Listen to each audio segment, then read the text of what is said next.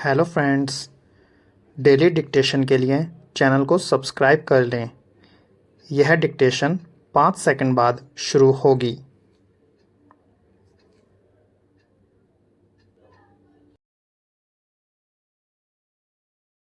Start. आदरणीय साथियों, भारत में पंचायती राज की मान्यता सदियों से रही है।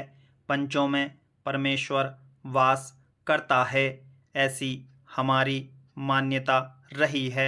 वेदों में कहा है कि 5 व्यक्ति समर्पित रूप से मिलकर यज्ञ को पूर्ण करें। स्वर्गीय राष्ट्रपिता महात्मा गांधी जी की मान्यता थी कि भारत की आत्मा गांवों में बसती है। जब तक गांव स्वतंत्र नहीं होते, देश पूर्ण रूप से स्वतंत्र नहीं होगा। गांधी जी के अनुसार सच्चे लोकतंत्र का परिचालन केंद्र में बैठे 20 व्यक्तियों द्वारा नहीं कराया जा सकता है। इसका क्रियान्वयन प्रत्येक गांव के निवासियों के माध्यम से ही होना चाहिए। उनके अनुसार जन समर्थन प्राप्त पंचायतों को कोई भी कानून कार्य करने से नहीं रोक सकता। गांवों का प्रत्येक समूह या उस समूह के सदस्य अपनी पंचायत बना सकते हैं, चाहे भारत के अन्य गांवों में पंचायतें हों अथवा नहीं हों। गांधी जी की यह मान्यता थी कि हर अधिकार कर्तव्य से ही मिलता है। ऐसे अधिकारों से कोई भी वंचित नहीं कर सकता। पंचायत लोगों की सेवा करने के लिए है तथा भारत का हर लोकतंत्र इकाई गांव ही है। भारतीय संविधान के अनुच्छेद 40 में पंचायती राज के संबंध में अंकित किया गया है कि राज्य ग्राम पंचायतों का संगठन करने के लिए अग्रसर होगा तथा उनको ऐसी शक्तियां और अधिकार प्रदान करेगा जो उनके स्वायत्त शासन की इकाइयों के रूप में कार्य करने योग्य बनाने के लिए आवश्यक हो। इस उद्देश्य से प्रेरित होकर भारत सरकार ने पंचायती राज व्यवस्था को सुदृढ़ करने के लिए समय समय पर कदम उठाए हैं।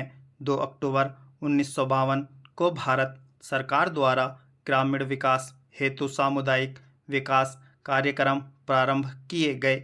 इसके अधीन स्थानीय विकास हेतु सरकार द्वारा विकास खंडों को अनुदान राशि दी गई।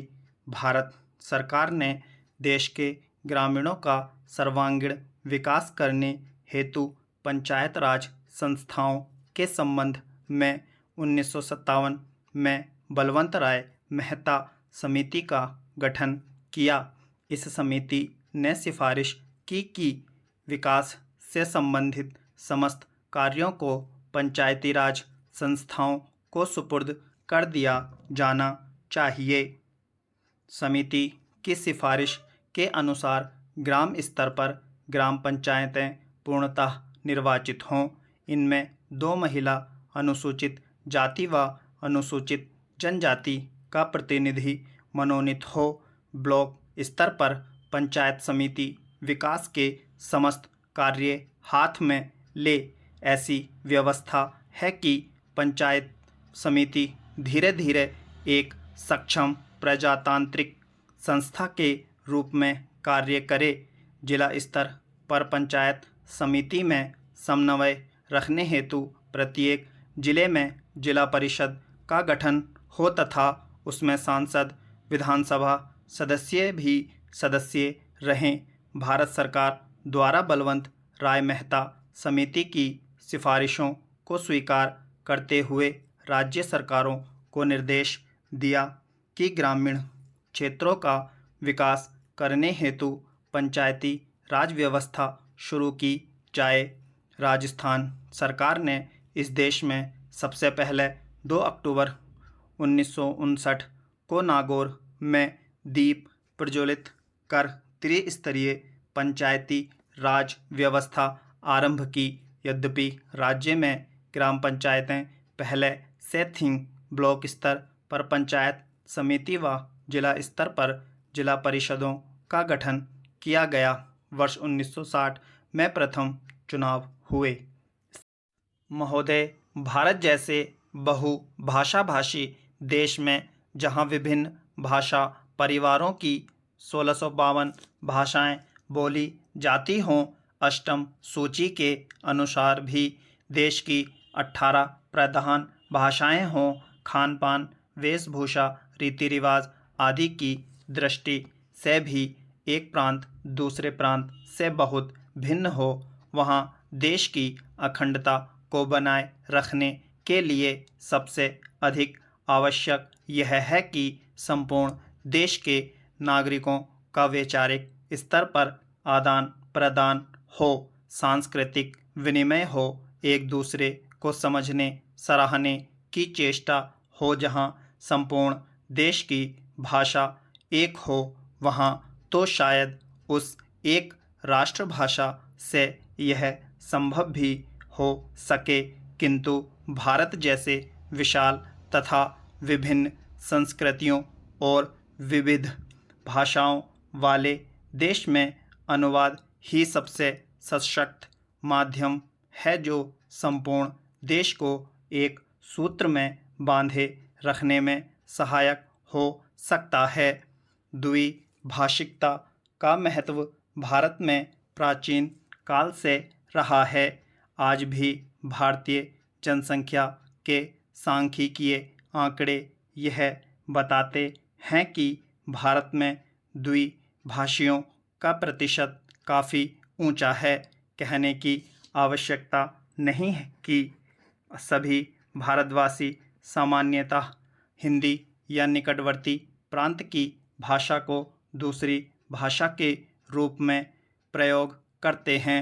अहिंदी भाषियों के मध्य हिंदी का प्रचार शिक्षा, व्यवसाय, जनसंचार, फिल्म आदि कई कारणों से हुआ।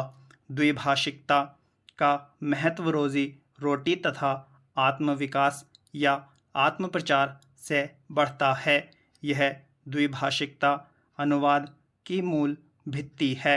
एक व्यक्ति अपने भावों व विचारों को दूसरे तक पहुंचा सके तथा दूसरे की बात स्वयं समझ सके, इसीलिए वह 2 या अधिक भाषाएं सीखता है। यह व्यावहारिक सत्य है कि जो व्यक्ति जितनी अधिक भाषाएं जानता है, वह उतना ही बहुज्ञ है, क्योंकि भाषा के सहारे उसका परिचय क्षेत्र तो बढ़ता ही है, वह विभिन्न भाषिक संस्कृतियों से भी परिचित होता है। देश चाहे भौगोलिक दृष्टि से छोटा हो या बड़ा, शक्तिशाली हो या निर्बल, धनी हो या निर्धन, संश्लिष्ट अंतर्राष्ट्रीय राजनीतिक स्थिति को समझने के लिए दूसरे देशों की साहित्यिक, दार्शनिक, वैज्ञानिक स्थिति को समझने तथा उनसे लाभ उठाने के लिए उसे अनुवाद का सहारा लेना पड़ता है। सभी विकसित देशों में इसीलिए अनुवाद का बड़ा महत्व है। अनुवाद संबंधी बड़े बड़े संस्थान हैं तथा बड़े सुनियोजित ढंग से अनुवाद कार्य होता है। मैं आपको यूरोप के एक छोटे से देश बल्गारिया का उदाहरण देता हूँ। बल्गारिया की जनसंख्या 40 लाख है। बल्गारिया में पर्यटकों की वर्ष भर भरमार रहती है और उसका विदेशी मुद्रा अर्जन का मुख्य स्रोत भी पर्यटन उद्योग ही है।